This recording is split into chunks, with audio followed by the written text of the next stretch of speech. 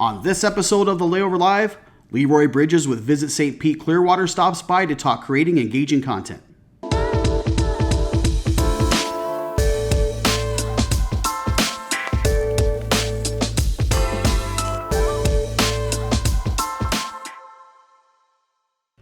Hello everyone and welcome to episode 133 of the Layover Live, where we bring you the top article from the Layover each week.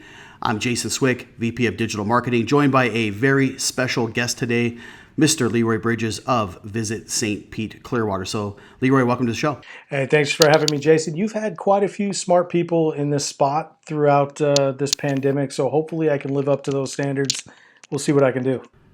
Hey, that's why you're here, and it helps prop me up, right? So yeah, it's good. So we're super happy to have you here, and thanks for stopping by. And again, I wanted to have you guys on to talk a little bit about content. So, over the past several weeks, we've talked a lot about content and social media, mainly because they're some of the most important channels that we've seen during this whole pandemic. Like in lockdown with the pandemic, we've seen huge increases in social media usage. Even our article of the week mentions that a little bit, where we're seeing some stats from Statista talking about social media and content usage up as much as 44% during this time, which is an insane number to think about when consumption was already high. But several times on the show now, we've even talked about the need for DMOs to create content that is informational and educational, it's of utility, and it's entertaining. And many DMOs have done just that. Now, our article of the week this week comes from Search Engine Watch, and it shares various types of content that users find really engaging, some of the ones that we've mentioned already. And one that is doing a great job of creating that type of engaging content across social and more is Visit St. Pete Clearwater. And today I'm excited to be joined by their Vice President of Digital and Communications, Mr. Leroy Bridges. So, Leroy, welcome to the show. And maybe for those folks that don't know you, maybe a little background about yourself. Yeah, I appreciate that, Jason. Thanks for having me. Yeah, it's St. Pete Clearwater here in Florida, third largest destination in the state. I've been fortunate enough to be at the DMO for 8 years.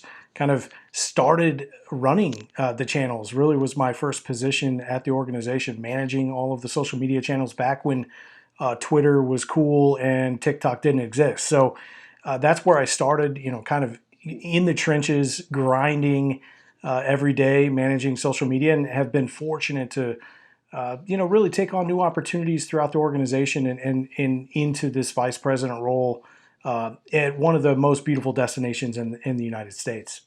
Yeah, I would agree with you on the beauty of that, man. And boy, a lot has changed, I'm sure, in that 8 years, as you know, as I've seen as well. It's amazing the amount of changes that have happened, and we're in a big change right now as well. So now your DMO, Leroy, has always, I think, done a really, really strong job at creating and sharing a content that's very engaging for the end user. So how did your content, though, and social media strategy change during this pandemic, right? It probably goes without saying, but maybe walk us through, how you guys had to pivot and change some of that during this pandemic. Yeah, appreciate the kind words, first of all, on the efforts we've been able to put forth. I think oftentimes, pre-pandemic and pandemic, people overcomplicate social.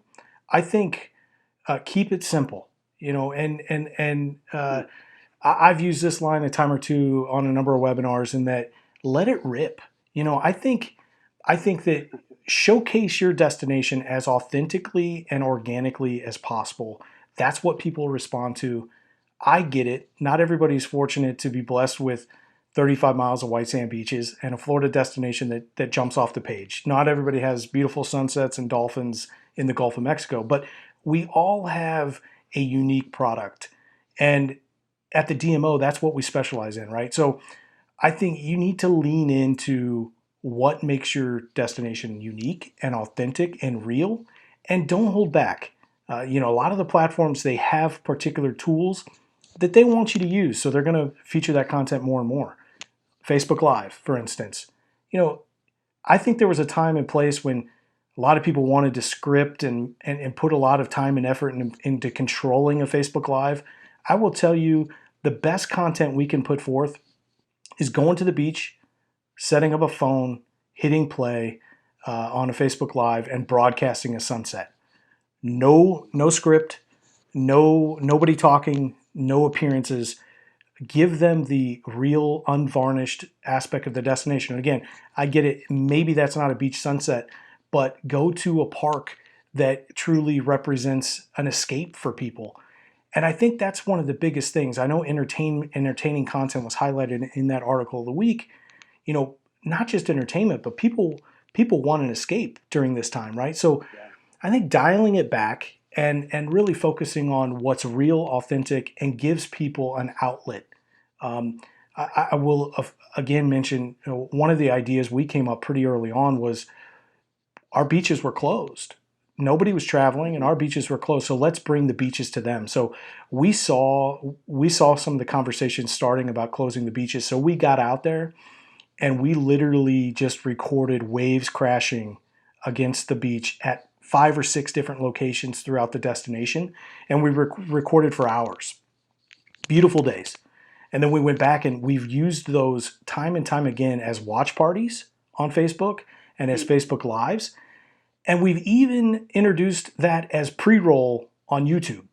That's right, a 2-hour YouTube video as pre-roll. So people can skip, obviously, after 5-10 seconds. We've seen an average duration of watch time 30 plus minutes on a pre-roll spot. So again, just I think it's just keeping it simple, boiling it down to really the basics of what sets your destination apart, and don't get in front of it too much. Just simply try to take them to that place, give them that escape, and be real and authentic. Yeah, and listen, I'd love to hear you say that about the keeping it simple for one, and then staying authentic. I think that's wonderful, and I think it's true no matter what times you're in, right? For the most part, certainly true more than ever now, because it's just owning who you are and being real with what you're trying to do. But keep it simple. Don't overthink it. Don't overthink the production value of it. You talked about taking a phone out there and shooting it live with the phone. Like, just give people the content. I think sometimes it's easy to get hung up, right, on having to have everything as a professional video that takes a huge crew to come out and do. It's not that all the time. People are looking, to your point, they're looking for that escape, and let's provide it for them. And that's wonderful to hear that. And it brings up kind of my next question for you, then, Leroy, because as we were talking a little bit before the show and with Katie, we really love your guys' How to Beach Responsibly video series. I think it's really, really well done.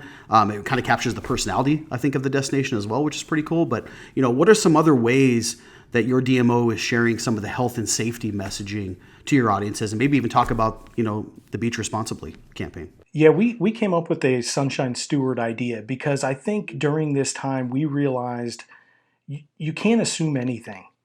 Uh, People need to be shown and told how they can travel responsibly and what the expectations are in your market and in your destination, right? So uh, it's so fluid and it's so all over the place, and people's perspectives are so different from one day to the next. So we rolled out the Sunshine Steward right after the beaches reopened to make sure that we could help communicate to people, yes, beaches are open, but it's maybe not your typical beach experience. We want you to spread out. Take advantage of all 35 miles of beaches. This is how to properly queue, at a beach bar or beach restaurant, and really trying to explain that. We just rolled out volume 2 of that series. Again, really explaining to people in a fun way, not preachy, in a fun, lighthearted way that, to your point, mirrors the destination's personality on how to wear a mask properly, shopping with your eyes. These are things, shopping has changed, and it's okay as a destination to address that. We want to highlight our boutiques and we want people to frequent those, but we also want to help help our businesses communicate what those expectations are. You can't be touching everything, right? So just really, it's okay. Communicate, help educate, find a creative, fun way to do it. Sunshine Steward has been our device to do that. And it's resonated really well. And again, not just leveraging that on Facebook.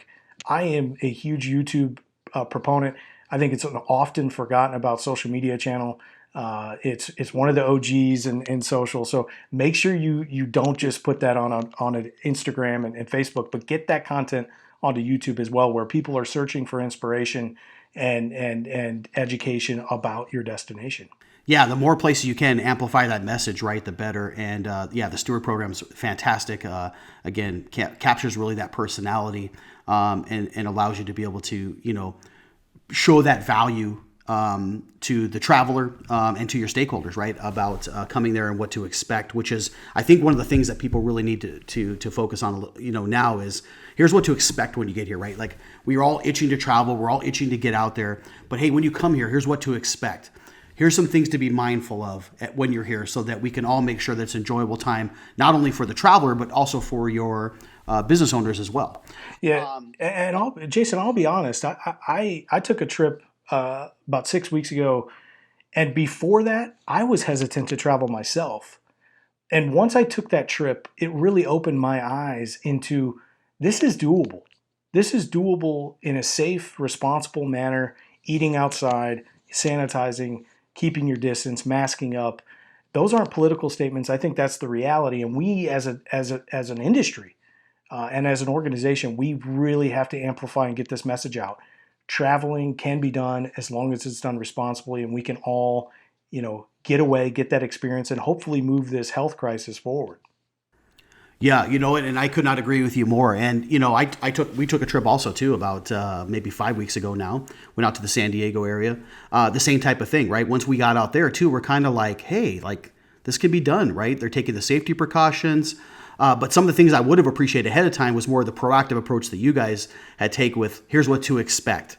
Maybe here's the better times to visit the beach when it's a little less crowded. Here's some times to do these type of things, because it would have been helpful for the travel before you got there, so you know what to expect, right? So that, because we still have to think about that user experience. What you don't want to have happen is someone expects X and you deliver Y once they get there. So having some of those educational videos and amplifying that message that you talked about across all of these channels helps to deliver on that. Now, with the social media component, comes not only some of the positiveness of some of this, right, but you have to also sometimes deal with some of the negative conversations that start on some of the channels. Last week we had John and Shanda on, which are some subject matter experts on our team who deal very much in the social media space. So I kind of got their perspective, but I kind of want to get your perspective now too, because you're tied into the social space pretty tightly. Is how you guys are handling some of the negative conversations that you've seen on social media and some of the social channels. Any advice out there for some of the folks who are managing these channels at a DMO, right? Because, for some DMOs, they may have a social media community manager who's been doing this for a long time, who's maybe a little more savvy in it. For other DMOs who have maybe lost some staff, someone else maybe has had to absorb that responsibility, and that could be a scary thing, right? So maybe any advice that you could share for some of the people that are managing those channels of how to handle some of that negativity, because it just comes with the territory, unfortunately, right? For sure. First of all, can Yeah. we all agree that social media managers need to be paid more, and that this is not an entry level position? I mean, shout out to everybody who manages channels, not just for destinations, but it's an always on job. It's the frontline defense on so many different levels, and is the first impression for campaigns and the destination and marketing. So yeah, it needs to be treated, I think, in higher regard across the industry and other sectors.